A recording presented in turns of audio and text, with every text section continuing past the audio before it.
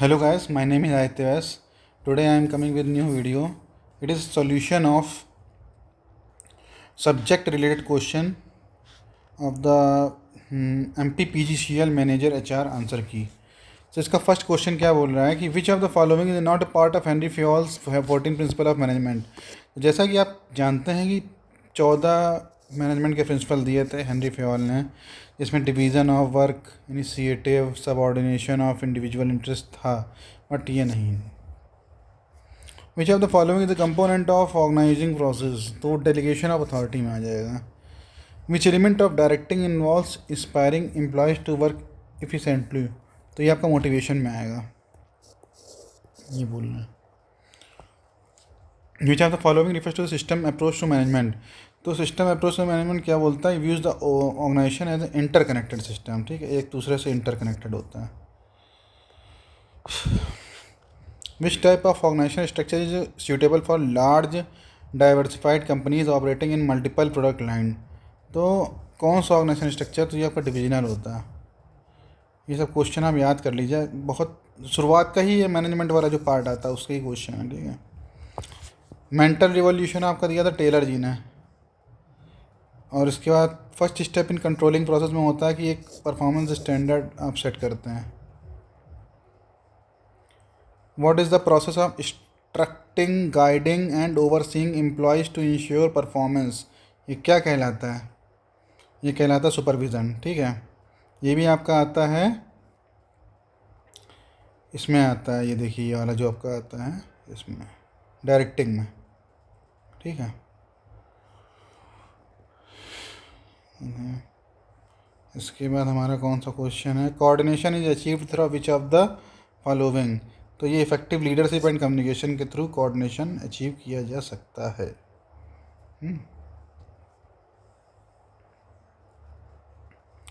इसके बाद what is the main purpose of planning in the management.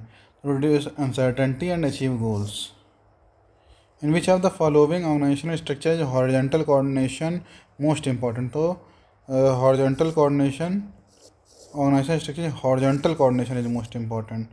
तो matrix structure में हॉरिजॉन्टल कोऑर्डिनेशन मोस्ट इंपॉर्टेंट होता है. ठीक है.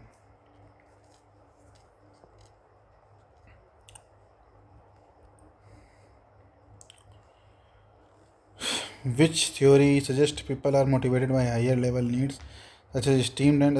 तो ये मॉस्लो नीड्स होती है. ठीक है. Which of the following is an example of on the job training. तो job rotation on the job है. ठीक है, बाकी ऑफ द जॉब है. Which of the following is the first step in the job analysis process. तो collecting job information. Employee benefit can be classified into which two categories. तो ये आपका employ benefit दो कैटेगरी कौन से होते हैं? अब ये क्वेश्चन कई तरीके से गलत भी हो सकता है, सही भी हो सकता है. देखिए, मॉनेटरी नॉन मॉनेटरी भी होता है. ठीक है. डायरेक्ट इनडायरेक्ट बेनिफिट्स भी होते हैं, और मैंडेटरी एंड वॉलंटरी भी होता है. ठीक है. तो अब ये इस आंसर की में मैंडेटरी एंड वॉलंटरी दिया हुआ है, तो आप इसको कंसीडर कर सकते हैं. जैसे मॉनेटरी और नॉन मॉनेटरी भी होते हैं. ठीक है. डायरेक्ट और इनडायरेक्ट बेनिफिट तो होते ही हैं. जैसे इनडायरेक्ट में आपका लाइफ इंश्योरेंस हो गया, डायरेक्ट में तो कंपनसेशन हो गया, सैलरी हो गया, वो सब हो गया. ठीक है. इसके बाद आपका which of the following is the common method of job analysis. तो उसको सर्वेज है, ये सही है. What is the purpose of follow up orientation in on boarding process. तो इसका आंसर है to clarifying on going concern. In the point ranking method of job evaluation, what are the job evaluated against. तो ये pre defined factors होते हैं, उनके against में job evaluation होता है. Succession planning is critical for which type of roles. Leadership and key roles. Which of the following is an emerging trend in HRM focusing on the use of technology to streamline process. तो HRIS बोलते हैं उसको. Which of the following is not a type scope of HRM. तो ये होता है employ maintenance होता है, कैपिटल इन्वेस्टमेंट फाइनेंस में आ जाएगा ना. An employee is assigned additional task. तो आप इनलार्जमेंट आ जाएगा. Same level of skills and responsibility.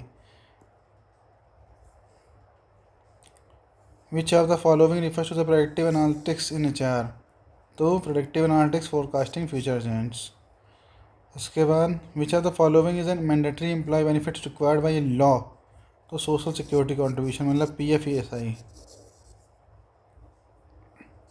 Which are the following is the key benefits of HRD for organisation, तो employee skills leading to better performance organisation growth, भाई training हो गया, development हो गया, परफॉर्मेंस अप्रेजल हो गया। What characteristic an HRD climate that promotes innovation, तो ये तो हो नहीं सकता, ये भी नहीं हो सकता, इम्फेसिंग मिनिमाइजिंग मिस्टेक, ये सही है न्यू आइडियाज़ वाला।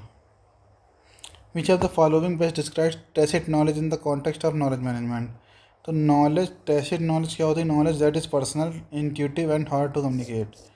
टैसिट मतलब होता है थोड़ा सा अंदर वाली जो नॉलेज होती है। Which of the following activities is part of HRD process, तो ट्रेनिंग डेवलपमेंट में पहले बता चुका हूँ।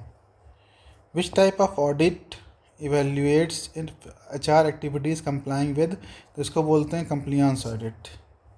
विच are the following is an example of tacit knowledge, तो manager intuition developed over years, इसको बोलते हैं टेसिट नॉलेज। ठीक है। HRD assumes that role of management in employee development is to facilitators and support employees development goals. Which of the following is a key HRD value that emphasizes the importance of the respecting and appreciating employees diverse backgrounds and perspective, तो इसको बोलते हैं inclusive and, देखिए आजकल आजकल एक concept चल रहा है DEI का, डाइवर्सिटी इक्विटी डाइवर्सिटी, इसको इंक्लूसिवनेस बोलते हैं, इसको इक्वलिटी बोलते हैं, तो उसी से आपके यहाँ आंसर आ जाएगा। What is the major benefit of hiring an external HRD consultant, तो gaining and fresh unbiased perspective on organization challenges.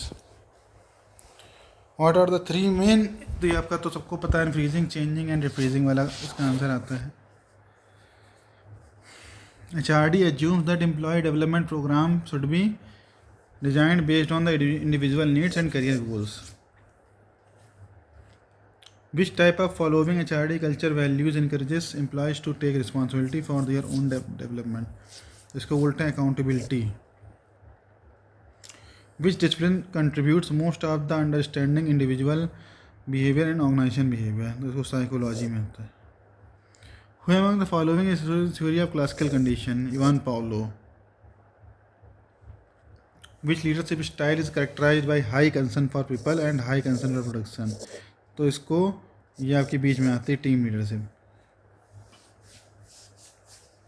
Team leadership ये वाली आती है, सही 9, इसको शायद 9 वाली है टीम लीडरशिप। इन लेज़र फेयर लीडरशिप स्टाइल, इसमें क्या कहते हैं, कोई गाइड नहीं करता है, ठीक है, सब फ्री स्टाइल होता है।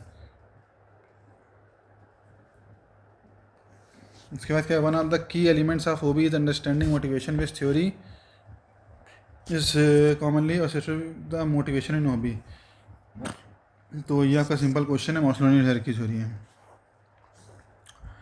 Which personality trait from the big five is the most closely with being organised dependable, तो ये आपको कंसेंटियसनेस है, ये बहुत इंपॉर्टेंट क्वेश्चन है, काफ़ी एग्जाम में आपको मिलेगा।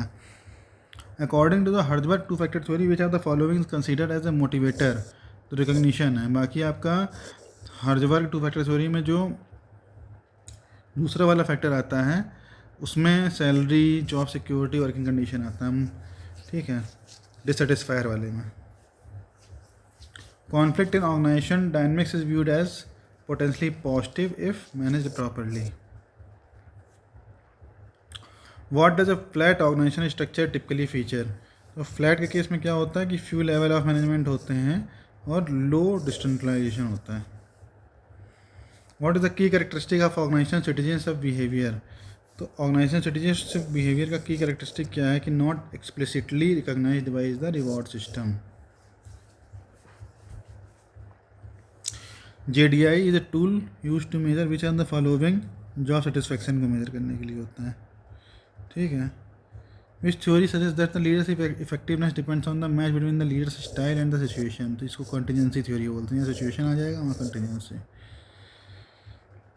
इन India what is the role of trade union in industrial relation, तो रिप्रेजेंट वर्कर्स इंटरेस्ट, ठीक है। Which international organisation has influenced workers participation in management initiative in India through labour standards, तो वो ILO है। Which of the following is the key feature of industrial relation system, तो collective bargaining है। Latent conflict in an organisation refers to which of the following, तो that is underline tensions. Which of the following level of participation, ये workers participation management का है, तो ये बहुत important, इसको पढ़ लीजिएगा। Gives workers the give most authority to decision making, तो डिसीजन पार्टिसिपेशन है। तो नेक्स्ट पार्ट में हम लोग 20 जो आपके रिमेनिंग क्वेश्चन है वो करेंगे। ओके।